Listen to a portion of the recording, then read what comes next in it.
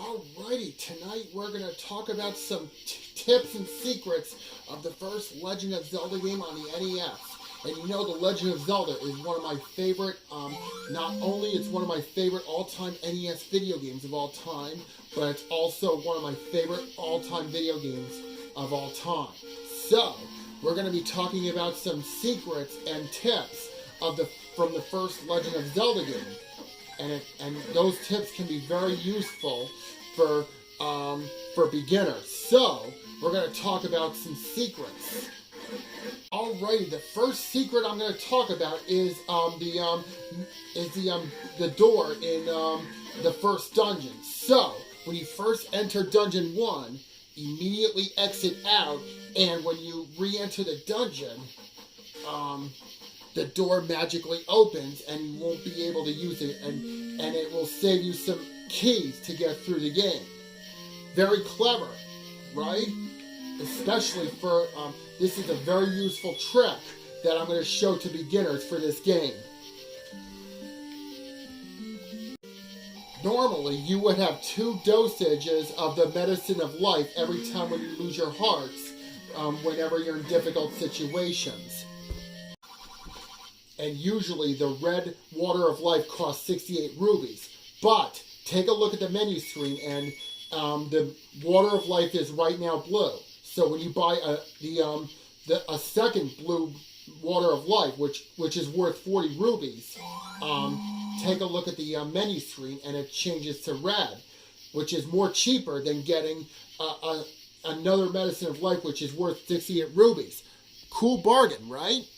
Back when I was a kid, I just know that I thought that when you complete the first 2 dungeons in the game, you will be able to to get the white sword, which is the first of the 2 sword upgrades in the game, since the wooden sword that the old man gives you in a cave before you start the game is useless. So, and you know, I've heard about the swordless challenge, even though you cannot begin without the sword. So, and you know this trick that you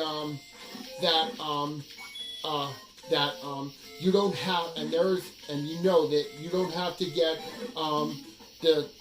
complete the first dungeon, or the first 2 dungeons in order to get the white sword, which is the first of the 2 sword upgrades in the game. So, and in order to get the white sword, which is a precursor to the Master Sword, which is first seen in Link to the Past, which came out 6 years after this game which came out in 1992.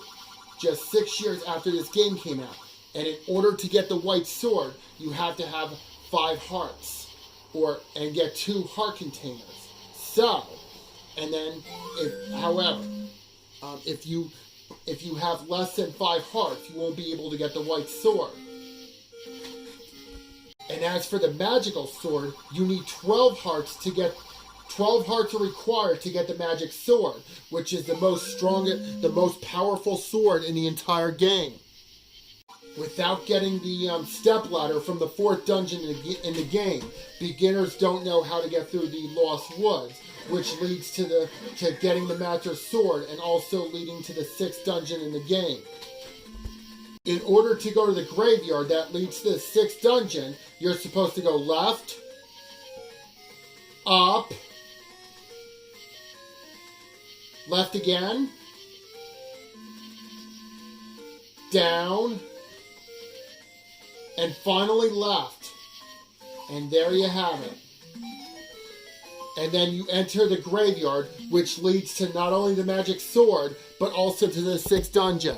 Sometimes when you open certain areas, when you enter inside, the Moblin will give you free rubies, where he says it's a secret to everybody. And then sometimes you get 30 rubies, sometimes 10 rubies, and even 100 rubies. Pretty cool, right? However, there are some doors that you cannot open. But if you open the wrong door, the old man will ask you to pay him for the door repair charge. So beware. Whenever you get hit by the flashing bubble, you won't be able to use your sword for a couple of seconds. But when you play the flute, you'll be able to use your sword again. Clever, right? The recorder is required from Dungeon 5 though. It's used to open level 7. And also used to weaken Dig Dogger.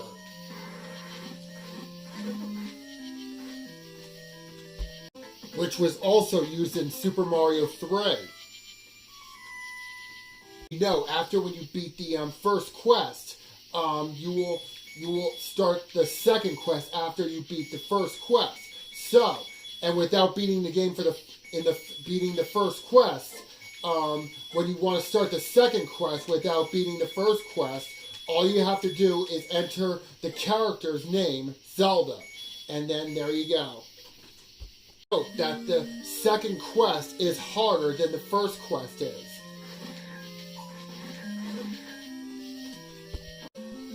The one trick that I can't do is